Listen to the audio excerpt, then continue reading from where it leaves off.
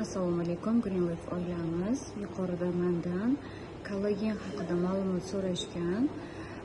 Kollagen haqida ma'lumot juda ko'p va qisqacha qilib tushuntirmoqchiman.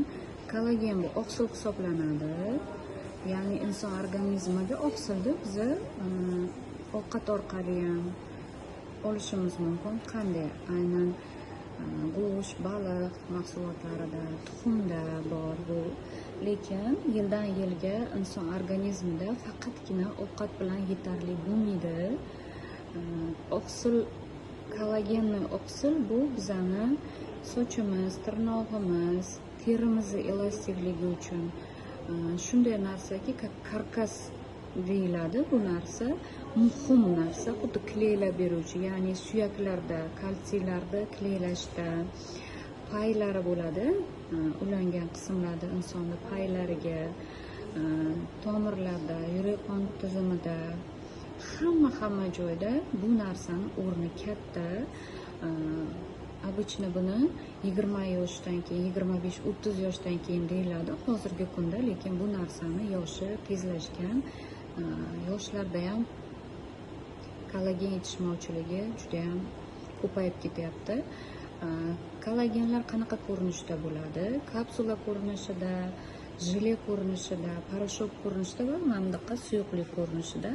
Aynan Greenleaf'ni Nilrich brendi ostida har xil kollagenlarimiz bor. Bunaqa kollagenlarimiz ham bor. Dozalariga ahamiyat qilamiz. Keyin bitta narsani unutmaymiz. Mana shu kollagenimiz juda ko'pchilikga yoqyapti. Narx tarafdan ham suyuqlikka aralashtirib ichiladi. Bu o'zi ham suyuqlik, nektardan bo'lgan. Qarang, bu kollagen yaxshi so'rilishi uchun bizga обязательно vitamin C kerak bo'ladi.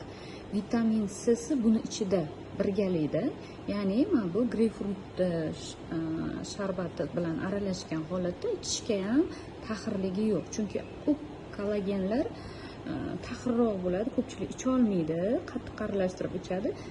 Yana boshqacha kollagenlarimiz ham bor. Ularni ham bemalol obzor qilib ko'rsataman. Hozir kollagen, mana shu kollagenni maqtamoqchiman.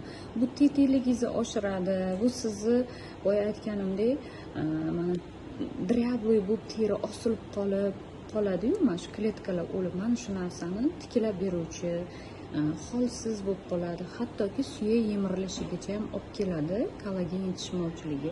Shuning uchun ko'pchilik suyaklarni qaynatib, kostyuviy bulyon qilib ichadi. Endi hamma ham u bulyonni ichavermaydi.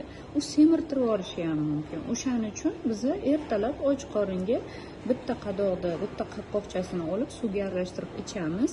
Kun davomida sizga yetadi. Dozasi ham normalniy. Buni ichganlar natija olyapti, paftor kelyapti. Tavsiya qilib qolaman.